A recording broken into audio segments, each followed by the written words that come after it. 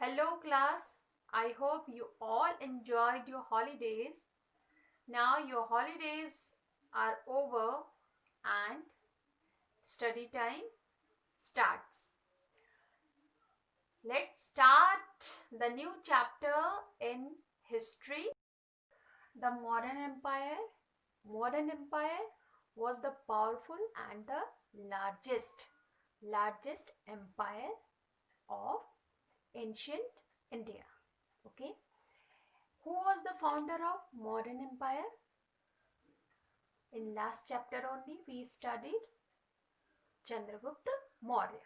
When Chandragupta Maurya defeated the last Nanda king, Dhanananda, okay, and established the new dynasty, the new empire called Mauryan Empire. Founder Chandragupta Maurya. Okay. The Mauryan Empire was the largest and the most powerful political and military empire of ancient India, ruled by kings of Mauryan dynasty. The Mauryan Empire marks a new epoch in the history of India. Epoch, a particular period in history. And empire, a very vast kingdom. And when a kingdom becomes very vast, it will be called what? Empire. Okay. Now, the empire was founded in 322 BC. 322 BC. In 322 BC, this kingdom was founded by Chandragupta Maurya, who had overthrown the Nanda dynasty. Invasion of Alexander provided Chandragupta Maurya to establish Mauryan Empire in Magadha. Okay. Then who was Alexander? Alexander 336 to 323, as we all know, we count BC in backward. Okay.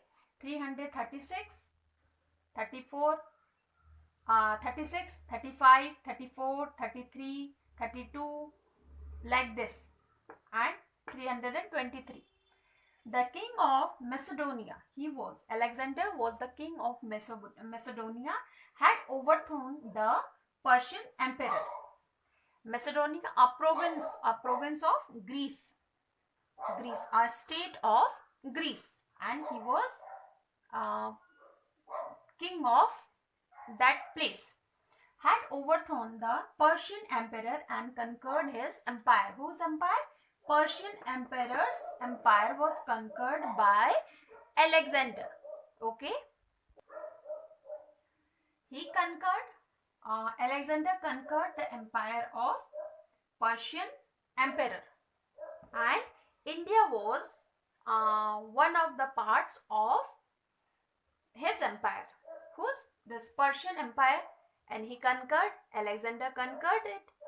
That's why the northern areas of India were included as a part of this empire. So this brought Alexander to the borders of India, where he invaded Punjab in 326 BC, leaving behind his general to rule the territories conquered by him. Alexander left his army but died of fever on his way of Babylon, modern Iraq. Who is he? He was Alexander. At that time, northwest India was divided into a number of small kingdoms. After conquering small states, he turned against Porus.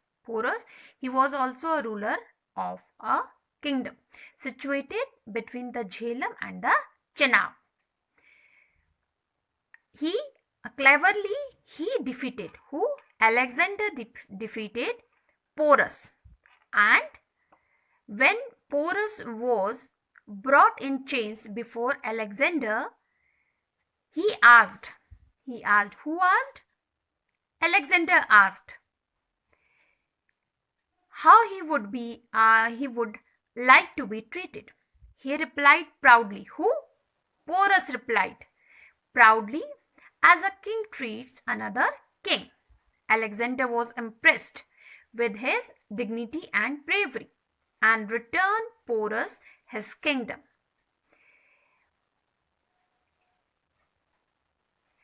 Alexander turned back with the rest of his army. He died on his way back in Babylon, modern Iraq, in 323 BC. Now, who was Chandragupta Maurya? Chandragupta Maurya was a general in the Magadhan army of the Nandas. Okay, Nanda kingdom. He was a general in Nanda kingdom. When Alexander died in 323 BC, I am repeating, when did Alexander die? In 323 BC. Chandragupta Maurya gathered a small army under the advice and the guidance of his friend, philosopher and guide Chanakya. By and by, he defeated the Greek governors and conquered the whole of Punjab. One by one, he defeated governors of Greek governors. He defeated and then conquered the whole of Punjab. Chandragupta Maurya, he conquered. Now, Indo-Greek alliance under the modern rule. One of the Greek governors was Seleucus. He was also defeated by Chandragupta Maurya, and then Seleucus had to surrender all conquered territory to the Mauryan Empire and also give his daughter in marriage to Chandragupta. He also sent Megasthenes. Megasthenes was a Greek ambassador sent by Seleucus. Okay, Greek ambassador, and thus there only Megasthenes he wrote book Indica. Okay, Megasthenes only wrote. He sent Megasthenes as ambassador to his court to grant Chandragupta formal rights over Alexander's conquests in India. Thus, Chandragupta was able to drive the Greeks out of Punjab. Now, founding of Mauryan rule, 322 BC. After the success and strengthening his position in Punjab, Chandragupta Maurya gathered a powerful army. He invaded Magad. The Nanda rulers of Magad had become quite unpopular with their subjects people. Their administration was weak and inefficient. That's why Chandragupta got the chance to defeat. Now he became the founder of Mauryan dynasty and the Mauryan Empire. So his victory in Magadha in 322 BC proved to be an event of great historical significance. He set up a vast empire. Now, extension of Chandragupta Maurya's empire. Extension. The empire was extended from Bengal in the east to Hindu Kush in the west and Himalayas in the north to the confines of Mysore in the south. This kingdom covered such a large area. He was Kautilya, also known as Chanakya, Hindu statesman and philosopher who wrote a classic treatise on politics